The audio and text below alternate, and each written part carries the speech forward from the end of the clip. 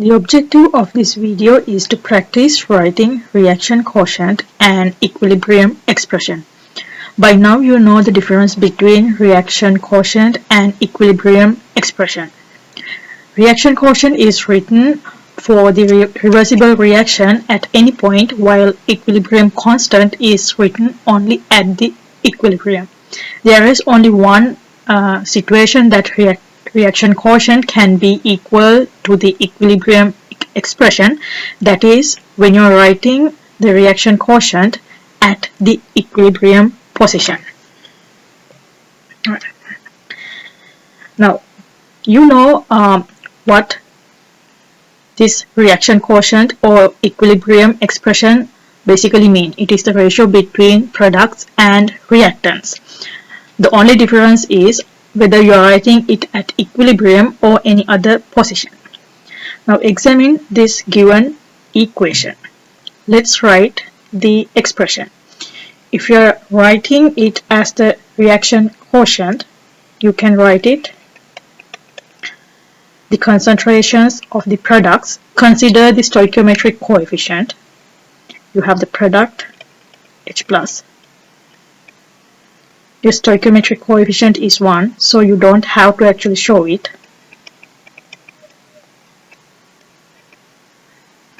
And then you have your reactants. You take the concentration. So that is your reaction quotient. And the equilibrium expression, you can write it as K equilibrium or just simply the K. The same expression, you have again the product concentration divided by the reactant concentration.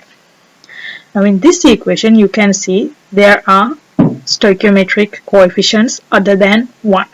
So you will have to include them in your expression.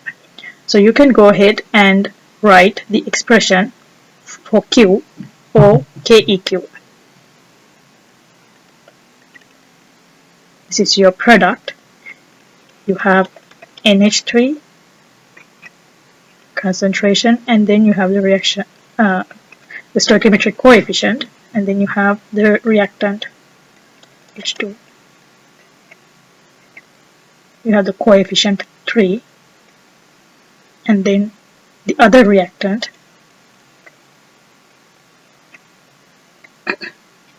Now there are certain other ways that we can express this expression for gases.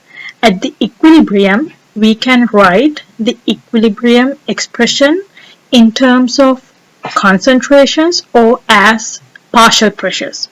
Now if we are writing these equilibrium expressions in terms of concentrations, we can actually refer KEQ as Kc. So this is same as Kc.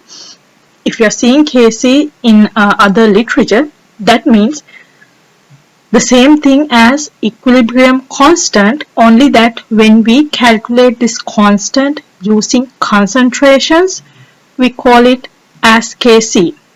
So what does Kp mean? That means it is similar to KEQ or the equilibrium constant, only that we get this constant based on partial pressures. So the same layout, we take the ratio of products and reactants only in terms of partial pressures. So in this case, since we have gases, and if the numbers or information in any question given in terms of partial pressures, you use the same layout but substitute the partial pressures. So I will write the expression how you would find it in certain content.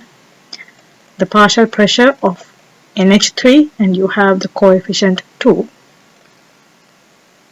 and then partial pressure of the reactants. You have hydrogen, the partial pressure of hydrogen, and you have the coefficient 3, and then partial pressure of nitrogen. So that is if information is given in partial pressures. If the information is given in concentrations, you can write it either as Kc or KEQ, then this same expression. the concentration values.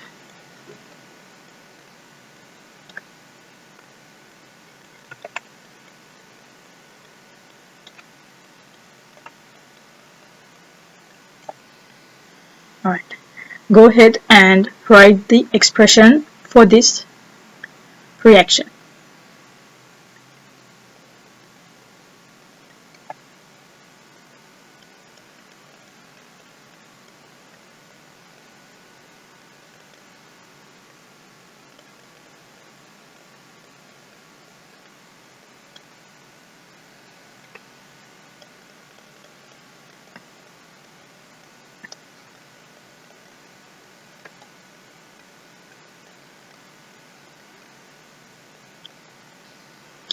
So you see, it is very important that you have a balanced equation. If you don't have it balanced, then you will end up with the wrong expression. Alright. What if your equation hold a solvent? By now you know the definition of solvent. Solvent is whatever the species present in excess amount. If it is going to be present in an excess amount, its concentration is hardly affected during the process. So what's included in this equilibrium expression are the things that constantly keep on changing their concentration. Now solvent is present in so much excess that its concentration is hardly affected throughout this process. Because of that, we do not include solvents in the equilibrium expression. Now our favorite solvent is water. So in most of the equations that you will find water in pure liquid form. So if you see H2O in liquid form, usually in the reactant side, we consider it as a solvent.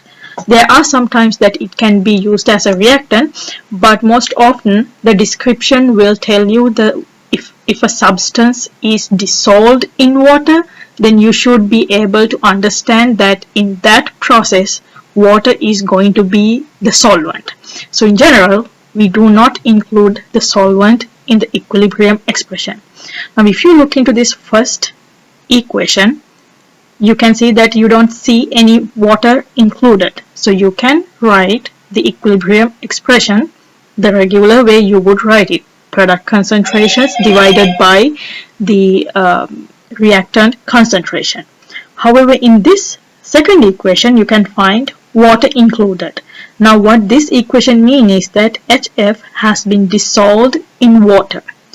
So you can note when we have written the equilibrium expression for the second equation, you do not find water included because we have used water as the solvent only to dissolve HF. Now you can go ahead and pause this video and write the equilibrium expression for this given third equation.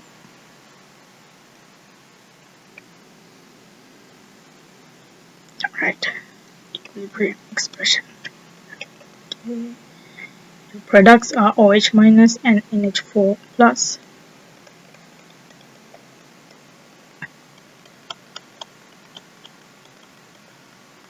The product concentrations, and then you have the reactant concentration.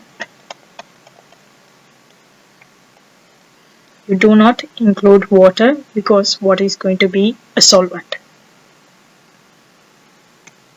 What if you have solids in your equilibrium expression? Consider a situation that you are making an iced tea or some other drink. When you start adding sugar into this solution, you can feel the sweetness. As you keep on adding more and more sugar, you will feel that the sweetness is going to increase. However, if you keep on adding sugar continually, there is a point that this solution will become saturated. Saturated means that when you add more sugar, there is a point that the added sugar will not dissolve. So that saturation point is actually an equilibrium position. Why? You have the solid, it's dissolving in a certain rate to produce this dissolved sugar, and the dissolved sugar solidify in the same rate of dissolving. So the dissolution and solidifying rates are equal. So in a saturated point, you find equilibrium between the solid substance and its dissolved form. Now just think for a moment, if you add more sugar to a saturated solution. Now you can see sugar, undissolved sugar in the bottom of this jar. At this point, if you keep on adding more and more sugar, will you feel a difference in the sweetness of this drink? No. At the saturated point, no matter how much solid you add, it will not change the concentration of the dissolved substance. And that is why we actually remove the solid from the equilibrium expression, because basically this is written for the saturated point. At saturated point, no matter how much sugar you are going to add, it is not going to affect the sweetness of your drink. So similar to the solvent, solids are also removed from the equilibrium expression. So that means if you are to write equilibrium expression for this given equation, you will have the products. Your products are calcium plus, and then you have hydroxide. Consider the coefficient. What about the reactant? You have the reactant in solid form. So we are not including it in the expression. So that will be the equilibrium expression for this given equation. So it is very important that you pay attention to the physical state of matter given as subscript, whether it is solid, liquid, or gases, or either in aqueous form. We do not include solids and solvents in the equilibrium expression. Now pause this video and try to write the equilibrium expression for this given equation. Alright, you will find the product, it is in the solid form.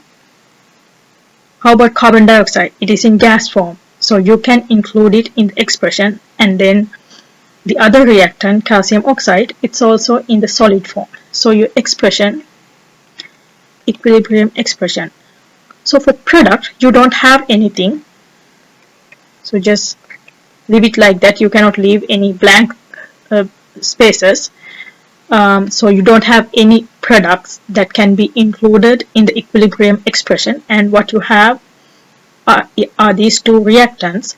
From those two reactants, the only thing you can include is the concentration of carbon dioxide. You cannot include calcium oxide. Why? It is a solid.